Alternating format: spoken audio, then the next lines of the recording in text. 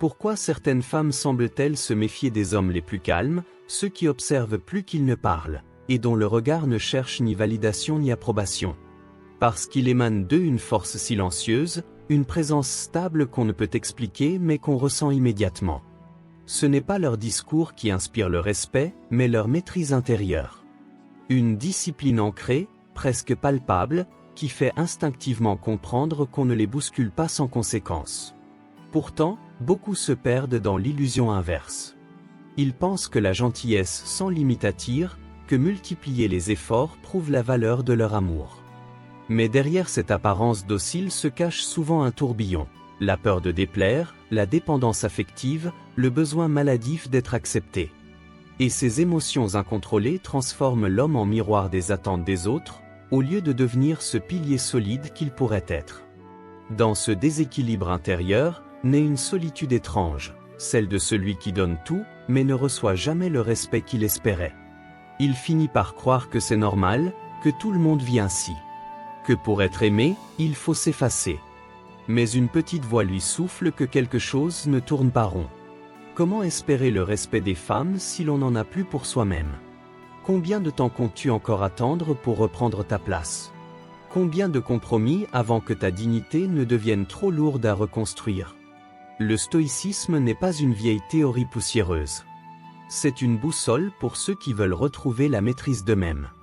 Il t'apprend à canaliser ton feu plutôt qu'à le subir, à choisir ta direction plutôt qu'à réagir à tout ce qui t'arrive.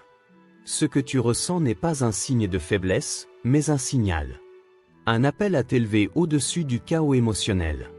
La maîtrise de soi ne signifie pas devenir froid, mais clair. Elle transforme la colère en force constructive, la solitude en puissance tranquille.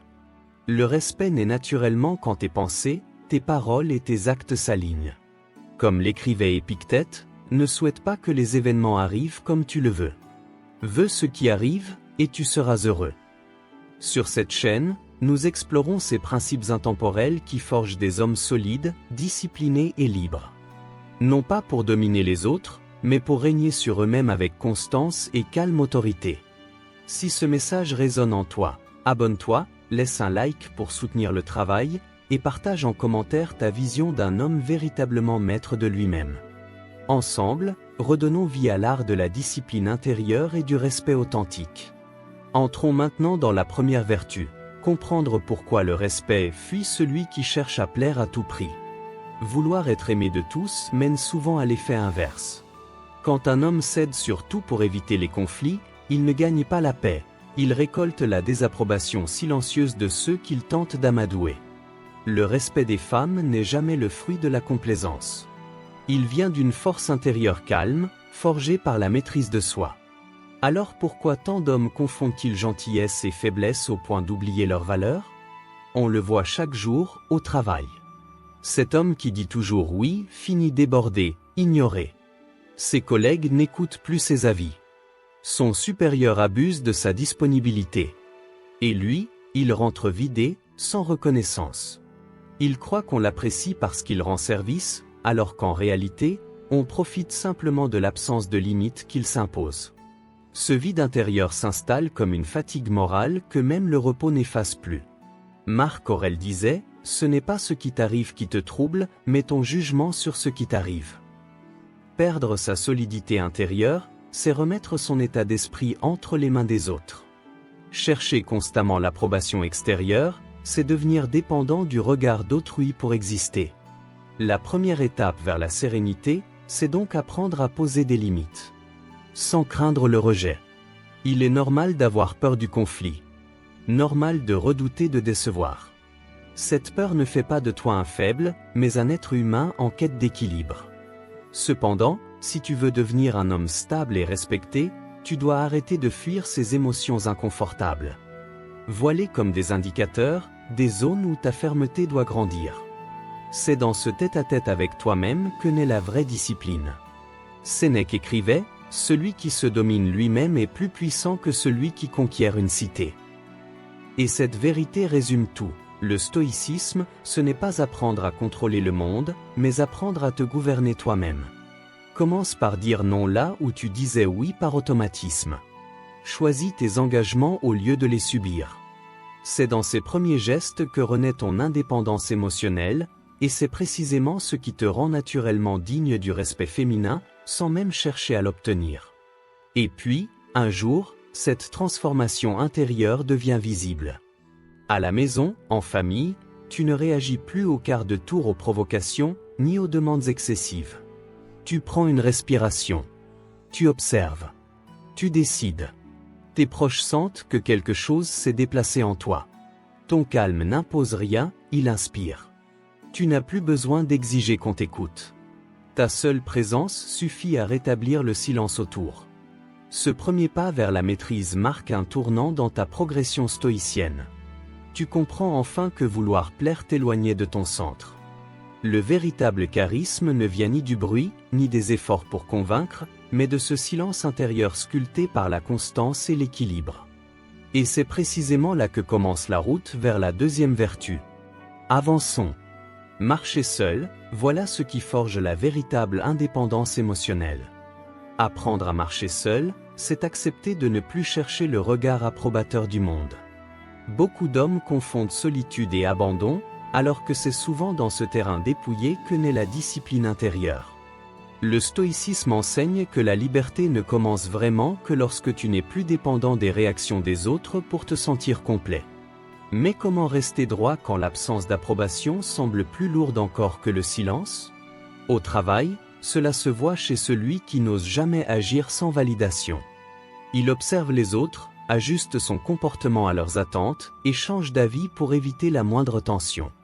À force de vouloir plaire, il finit par devenir transparent. Son énergie se dilue dans 1000 compromis. Son regard se ternit. Car il n'agit plus selon sa conviction, mais selon l'image qu'il pense devoir renvoyer. Épictète le résumait parfaitement, nul n'est libre s'il n'est pas maître de lui-même. Tant que ton fonctionnement dépend du jugement d'autrui, tu demeures prisonnier de leur humeur. Marcher seul ne signifie pas rejeter le monde, mais construire en toi une base solide depuis laquelle tu peux interagir sans trembler. C'est ainsi que naît une paix intérieure que rien ni personne ne peut vraiment ébranler. Il est normal d'appréhender cette marche solitaire. Elle force à regarder en face ce qu'on évite d'ordinaire, le vide, les doutes, les fragilités. Mais c'est justement dans ce face-à-face que tu découvres ta véritable densité. Tu apprends à écouter ce silence intérieur plutôt qu'à remplir chaque instant de distraction ou d'approbations extérieures. Peu à peu, cette stabilité devient visible. Comme le disait Marc Aurèle, l'homme noble est celui qui se suffit à lui-même et qui trouve en son âme sa demeure. Il ne s'agit pas de vivre isolé, mais de posséder une forteresse intérieure où ton équilibre demeure intact, même lorsque tout vacille autour. En cultivant la maîtrise de toi-même, tu cesses d'être manipulable par les émotions passagères ou les exigences d'autrui. Cette autonomie émotionnelle te rend naturellement respectable aux yeux des femmes, car elle révèle une force rare, celle de ne pas dépendre des autres pour exister. Chez toi, dans l'intimité, cette transformation se ressent immédiatement. Tu n'as plus besoin de discours longs ou de leçons de morale pour exprimer ton calme. Il s'impose par ta cohérence silencieuse. Là où tu cherchais autrefois à convaincre ou à te justifier, tu avances désormais avec constance et sérénité. Tes proches sentent que ton ancrage ne vient plus d'eux, mais d'une source intérieure ferme et stable. Cette deuxième vertu marque un tournant vers l'homme solide célébré par la philosophie stoïcienne. Marcher seul t'apprend à aimer la liberté sans arrogance et la solitude sans amertume. Tu découvres que la véritable puissance ne réside pas dans l'influence ou dans le bruit, mais dans la capacité à rester aligné malgré le tumulte extérieur. Et c'est sur cette fondation inébranlable que pourra se construire la prochaine étape, celle où ton propre but deviendra ton étendard vivant. Reprenons souffle avec la troisième vertu, faire de ton but un véritable étendard, surtout lorsque tout autour semble vaciller. Quand le monde s'effondre, c'est ton objectif qui devient ta boussole. Sans direction claire, même le plus courageux finit par douter, par perdre cette discipline intérieure qui inspire naturellement le respect des femmes. Le stoïcisme rappelle qu'un homme sans mission devient la proie de ses émotions et du regard des autres. Alors comment rester debout lorsque le chaos extérieur menace ton équilibre intérieur? Au travail, tu l'as peut-être ressenti, ces journées où les projets s'enchaînent sans âme, où tu te lèves par obligation, non par conviction. Tu fais ce qu'on attend de toi, mais ton énergie se dissout, car rien ne t'appartient vraiment dans ce que tu accomplis. Ton esprit erre, cherchant une raison plus haute que la simple routine. Et c'est justement cette absence de cap qui ronge ta force tranquille. Sénèque disait, « Aucun vent n'est favorable à celui qui ne sait pas où il va ». Cette phrase simple révèle une vérité essentielle. Tant que ton but reste flou, tu te disperses dans 1000 directions sans jamais te sentir vraiment accompli. Un homme guidé par un idéal solide devient naturellement stable, car il n'agit plus selon ses humeurs, mais selon sa mission. C'est ainsi qu'il dégage une autorité silencieuse, celle qui attire le respect sans effort. Reconnaître que tu t'es égaré n'est pas un échec, c'est le signe d'une lucidité neuve. Beaucoup fuient ce constat car ils confrontent au vide intérieur. Pourtant, c'est dans cette remise en question que naît le vrai courage, celui de réaligner ta vie sur un sens choisi, plutôt que subi. Ton étendard ne doit jamais être celui des autres, mais le reflet de ta propre cohérence. Marc Aurèle enseignait, agis comme si chaque acte devait être le dernier de ta vie. Cette exigence invite à vivre avec intention. Chaque décision devient alors une déclaration silencieuse de ton intégrité, une pierre supplémentaire dans la construction de ta maîtrise intérieure. Plus tu avances vers ce qui t'élève, plus ton calme devient une source de confiance et de respect durable. Et cette transformation se ressent jusque dans ta famille. Là où tu étais parfois distrait, éparpillé, absent en pensée, tu deviens présent, ancré.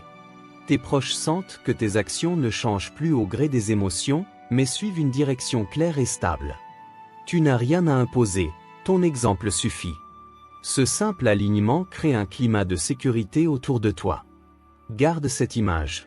Ton but est un drapeau invisible planté au sommet d'une montagne intérieure. Tant que tu marches vers lui, peu importe les détours ou les tempêtes. Ce n'est pas la perfection que le monde admire, mais la persévérance tranquille d'un homme aligné avec lui-même. Sur cette base solide peut maintenant se lever la 4e vertu, transformer ton feu intérieur en allié silencieux plutôt qu'en ennemi brûlant. Approchons-la. Dompter ce feu, c'est faire de ta maîtrise de soi un bouclier intérieur. Il y a des moments où l'esprit s'embrase plus vite qu'il ne réfléchit, une parole injuste, un geste irrespectueux, et tout ton corps réagit avant même que ta raison n'ait eu le temps de parler. C'est là que se joue l'épreuve du stoïcisme. Sauras-tu suivre la tempête, ou resteras-tu capitaine de ton navire? La maîtrise de soi n'est pas un manque d'émotion, mais un excès de lucidité. C'est la clarté d'un homme qui choisit quand et comment il agit, au lieu de répondre impulsivement. Dans les transports, cette lutte intérieure se présente chaque jour. Quelqu'un te bouscule sans excuse, un inconnu t'agresse du regard, et ton cœur s'emballe. Tu sens cette chaleur monter dans ta poitrine, cette impulsion presque animale de répondre immédiatement. Tu pourrais t'emporter. Mais tu inspires profondément. Tu restes immobile. Ce silence extérieur devient ton premier acte de vraie puissance. Sénèque disait, « La colère non contenue fait souvent plus de mal que l'offense qui l'a provoquée. » Et c'est vrai, celui qui perd son calme perd aussi sa puissance. Tant que tes émotions dictent tes gestes, tu restes l'esclave du moment présent. Dompter ce feu intérieur, c'est transformer l'impulsion en discernement. C'est retrouver cette stabilité qui inspire le respect sans que tu n'aies à la réclamer. Reconnaître ta colère ne fait pas de toi un faible. C'est une preuve d'honnêteté envers toi-même. Elle révèle les zones fragiles, celles où ton équilibre vacille encore face à l'ego blessé. Le stoïcien ne renie pas ses émotions, il les observe, les étudie, jusqu'à comprendre ce qu'elles disent de lui. C'est ce regard lucide qui ouvre la porte à une paix durable, plutôt qu'à une réaction passagère. Épictète disait, « Ce n'est pas l'événement qui trouble l'homme, mais la manière dont il le perçoit. » En appliquant cette sagesse, tu apprends à glisser une pensée lucide entre ce qui t'atteint et la façon dont tu y réponds. Avant d'exploser ou de t'enfuir, tu prends une respiration consciente. Tu choisis ta posture au lieu de la subir. C'est là que naît la véritable indépendance émotionnelle, celle qui fonde silencieusement le respect, qu'il vienne des femmes ou des autres. Et quand cette transformation s'installe en toi, elle devient perceptible jusque dans ta vie professionnelle. Là où tu aurais autrefois levé la voix face à une critique injuste ou à une provocation subtile, tu écoutes maintenant sans t'agiter. Ton calme devient une forme d'autorité naturelle. Tes collègues se surprennent à te demander conseil plutôt qu'à tester tes limites. Ton silence apaise même ceux qui cherchaient à te déstabiliser.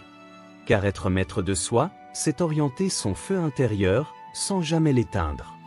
Le stoïcien moderne ne cherche pas l'insensibilité, il cultive une sérénité inébranlable. En canalisant ta force avec discipline, tu deviens cet homme stable dont la présence impose le calme, sans élever la voix et sans montrer les dents. Sur ce socle apaisé se construit la vertu suivante: apprendre à traiter ton temps comme un joyau rare, et non comme une ressource ordinaire. 5e vertu: considérer son temps comme un diamant, non comme une monnaie à gaspiller. Ton temps est la seule richesse que tu ne pourras jamais récupérer. Pourtant, tant d'hommes le laissent se dissoudre dans les distractions, les obligations creuses, ou des relations qui vident plus qu'elles n'élèvent. Le stoïcisme rappelle que chaque minute offerte est un choix de vie, un signe de discipline ou de négligence. Si tu veux inspirer le respect, notamment celui des femmes, commence par honorer ton propre calendrier intérieur. Au travail, cette fuite du temps se voit partout. Répondre à chaque sollicitation. Dire oui par réflexe. Remplir ses journées de tâches urgentes mais inutiles. Tu rentres chez toi épuisé, non par l'effort, mais par l'impression d'avoir dispersé ton énergie sans bâtir quoi que ce soit. Cette fatigue-là est profonde. C'est celle d'un homme qui sait qu'il n'avance pas dans la direction qu'il devrait. Sénèque affirmait, ce n'est pas que nous manquions de temps, c'est que nous en perdons énormément. Cette vérité traverse les siècles sans perdre de sa force. Un homme conscient de la valeur de ses heures cesse de les offrir au hasard. Il apprend à dire non sans arrogance, mais avec calme et fermeté. La première étape vers la liberté intérieure consiste donc à redonner un caractère sacré à ton emploi du temps. Refuser le gaspillage temporel ne revient pas à vivre dans l'austérité, mais à reconnaître la rareté de chaque instant. Tu peux aimer, partager, te divertir, mais fais-le en pleine conscience plutôt qu'en automate.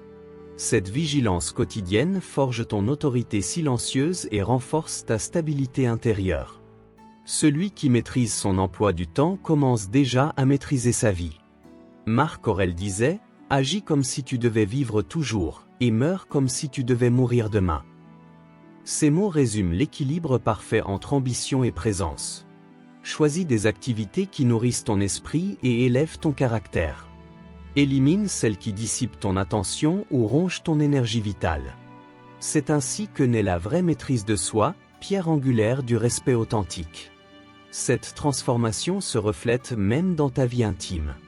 Là où tu te laissais autrefois entraîner dans des conversations creuses ou des soirées sans direction, tu choisis maintenant le silence fécond ou la compagnie qui t'inspire. Tes proches perçoivent ce recentrage. Tu es plus présent quand tu es là, et plus clair dans tes limites quand tu prends du recul. Ce n'est pas ton retrait qui impressionne, mais la cohérence tranquille avec laquelle tu protèges ton espace intérieur. Traiter ton temps comme un diamant, c'est comprendre qu'il reflète ta valeur autant que tes priorités profondes. Le monde respecte celui qui sait où il va, et ce qu'il préserve sur son chemin. En investissant ton temps avec intention, tu construis une aura d'autorité paisible, celle d'un homme dont chaque geste porte un sens. Et sur cette base solide s'élèvera bientôt la vertu suivante: apprendre à parler moins, pour que tes actes, eux, parlent à ta place. 6e vertu: parler moins, agir plus, et laisser la cohérence imposer le respect. Les mots, trop souvent, servent de bouclier, mais finissent par devenir des murs derrière lesquels l'inaction se cache. Beaucoup d'hommes pensent que leurs explications suffisent à inspirer le respect, alors que seules les actions alignées le bâtissent réellement. Le stoïcisme nous enseigne que la vraie autorité ne s'exprime pas dans le bruit, mais dans la constance silencieuse de celui qui agit sans se vanter. Alors pourquoi tant d'hommes ressentent-ils encore ce besoin de se justifier? Dans le commerce, cette faiblesse apparaît clairement. Un client impatient te critique devant tous. Tu sens la chaleur monter, ce réflexe de vouloir expliquer, défendre ta bonne foi, détailler chaque étape. Mais plus tu parles, moins tes mots portent. Ta crédibilité s'effrite sous ton propre flot de justification. Ton calme, lui, aurait suffi à montrer ta maîtrise. Épictète disait, ne dis pas ce que tu vas faire. Fais-le, tout simplement. Une vérité intemporelle. La parole devance souvent l'action chez ceux qui doutent d'eux-mêmes. Un homme discipliné n'a pas besoin d'annoncer ses intentions, il les incarne.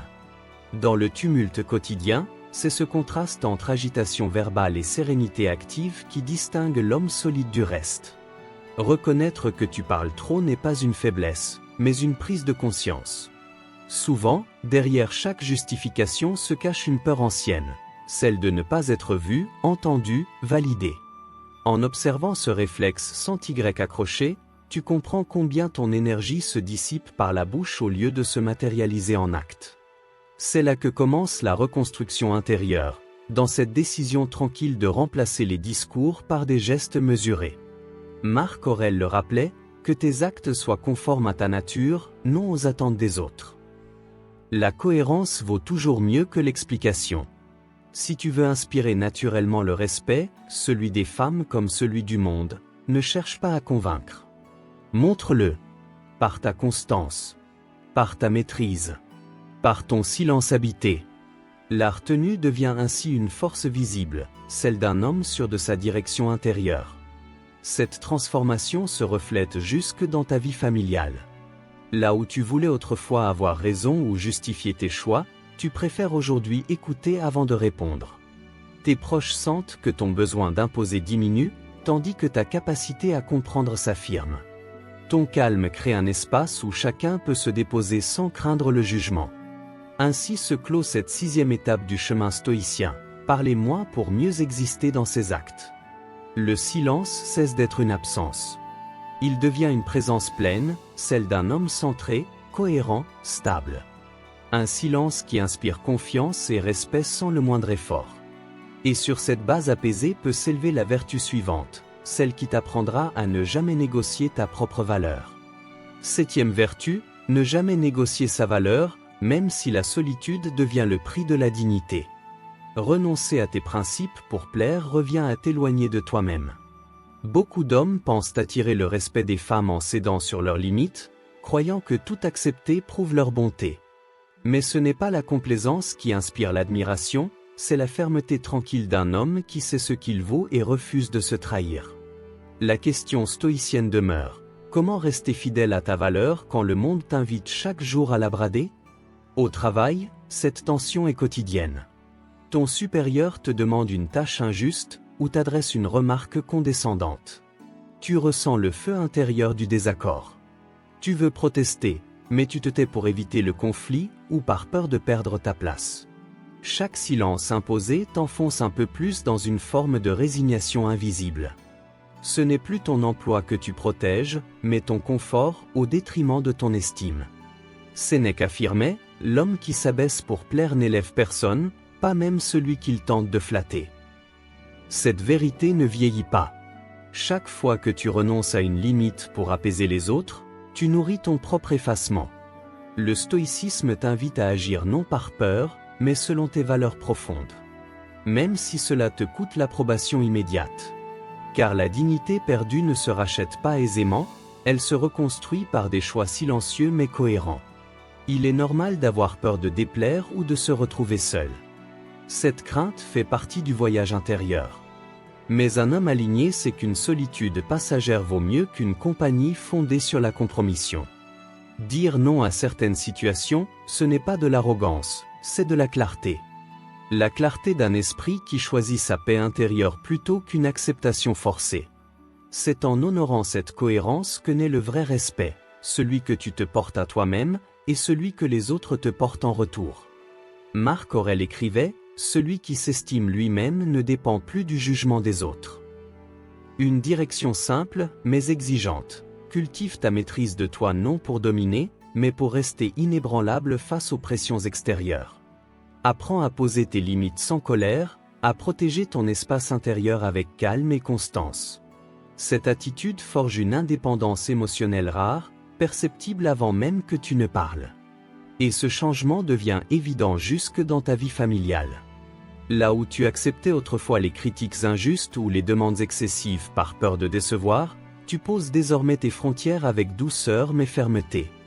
Tes proches ressentent cette stabilité nouvelle. Ils te respectent davantage parce qu'ils sentent que tu te respectes toi-même. Tu n'as plus besoin d'élever la voix, ton calme suffit à imposer le cadre. Ne jamais négocier ta valeur, c'est comprendre que la vraie force ne se mesure pas à la dureté, mais à la fidélité à soi-même. Quand tu restes ferme dans tes principes, tu attires des relations sincères, solides, libérées du calcul et du besoin de plaire. Cette 7e vertu clôt un cycle essentiel du chemin stoïcien. Elle t'apprend que la discipline intérieure et la cohérence sont les piliers invisibles de toute autorité tranquille. Et sur ces fondations pourra s'ouvrir une dernière étape, celle où tu commenceras à exiger davantage de toi-même que de quiconque autour de toi. Tu as traversé ce chemin avec lucidité, affrontant les épreuves qui forgent les hommes véritables. Ce voyage intérieur t'a révélé une vérité essentielle, le respect ne se réclame pas. Il se mérite, patiemment, par la constance, la discipline et la fidélité à tes principes les plus profonds. Chaque étape t'a rapproché d'un enseignement central du stoïcisme, tu ne contrôles pas le regard des autres, seulement ta propre conduite. En acceptant cette dichotomie du contrôle, tu as cessé de courir après l'approbation extérieure. Tu t'es recentré sur la maîtrise de ton esprit. C'est là que naît la sérénité, dans le discernement subtil entre ce qui dépend de toi et ce qui n'en dépend pas. Aujourd'hui, tu incarnes cette stabilité tranquille dont parlent les anciens. Tes émotions ne dirigent plus ta voix, elles deviennent des messagères, mises au service de ta raison. Comme le rappelait Marc Aurèle, l'obstacle sur le chemin devient le chemin. Chaque contrariété est désormais une opportunité d'exercer ta maîtrise de toi, d'approfondir ton ancrage dans le présent, et de fortifier ton indépendance émotionnelle. Tu comprends maintenant que c'est cette cohérence entre tes pensées, tes paroles et tes actes qui inspirent naturellement le respect des femmes, et celui du monde entier. La paix intérieure n'est plus un idéal lointain, elle est devenue ta demeure quotidienne. Ici, nous avançons ensemble sur cette voie exigeante mais lumineuse. Chaque abonné n'est pas un simple spectateur, il est un compagnon de route, engagé dans l'art de vivre avec vertu et constance. Si ces enseignements résonnent en toi, rejoins notre cercle de pratiquants du calme intérieur. Abonne-toi. Laisse un commentaire pour partager ton expérience. Offre un like ou partage cette vidéo si elle t'a apporté quelque chose. Ces gestes simples perpétuent l'esprit d'entraide et d'élévation mutuelle qui unit les disciples du stoïcisme, une communauté qui construit sa force, sans écraser celle des autres. Souviens-toi, la sagesse n'est pas une destination, mais une pratique quotidienne. Continue d'affermir ton esprit comme on aiguise une lame, lentement, patiemment, dans le silence du matin ou la clarté du soir. Car celui qui demeure maître de lui-même demeure libre en toutes circonstances. Et c'est cette liberté intérieure qui fait de chaque homme discipliné un être profondément respecté.